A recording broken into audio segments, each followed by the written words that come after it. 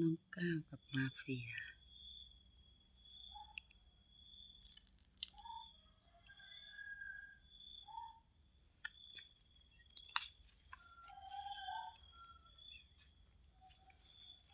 น้องก้าว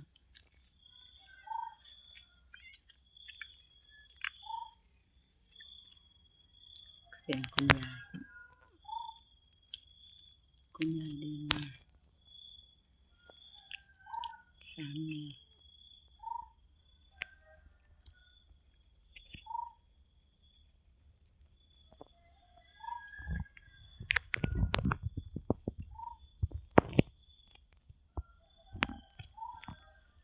น้องก้าวนานเดี๋ยวขึ้นข้างบน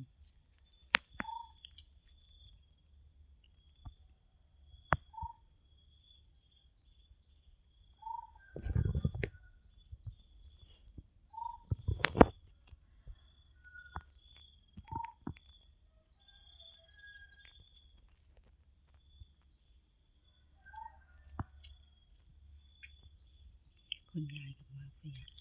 นางจะขึ้นมานางกระโดดนางจะกระโดดขึ้นแต่ปีเตอร์อยู่ข้างบนตันเตอร์ห่วงนะไม่ให้ใครขึ้นนะพอเขาจะขึ้นก็สกัดนะเนี่ย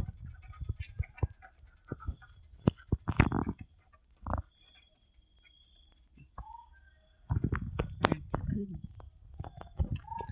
นางจะกระโดดขึ้น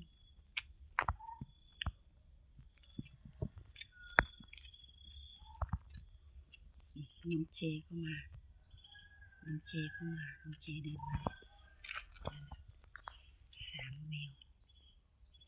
ตรงนี้สามแมวตรงนู้นสามแมว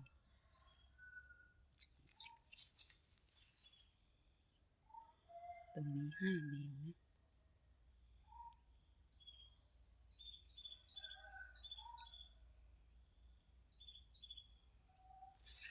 เจ๊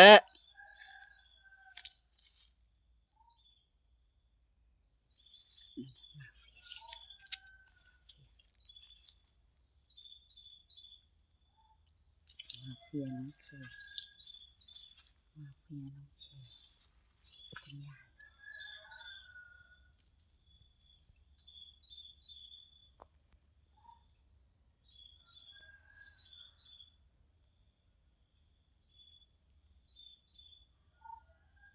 สามแมว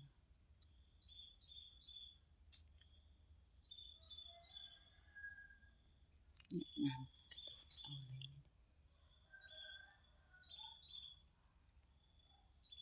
ปีเตอร์ตันเตอร์น้องเจนางจะกระโดดขึ้นข้างบนเมื่อวานนางก็ขึ้นไปรอบเลยนางไปแล้ว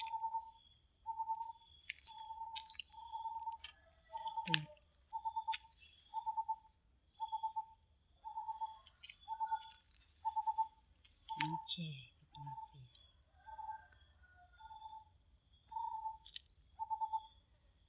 คุณยาย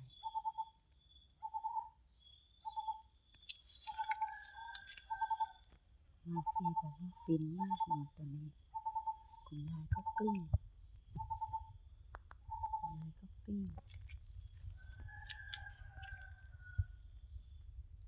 สามแมวเด็กๆไม่ชอบอยู่ในบ้านเพราะยังไม่ทันสว่างก็รออยู่ที่ประตูจะออกแล้ว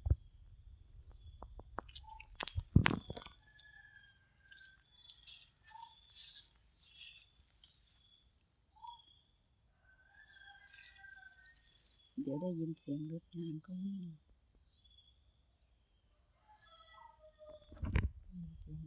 ให้นางหัดหาหญ้ากินสองคนนี้ก็โอ้ยแต่งตัวสบายใจเหมือนเคลียร์คุณยายใจ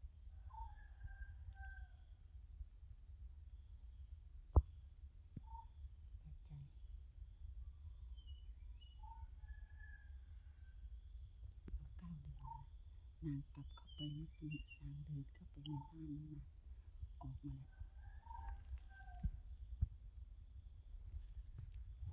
นางเดินออกมาแล้ว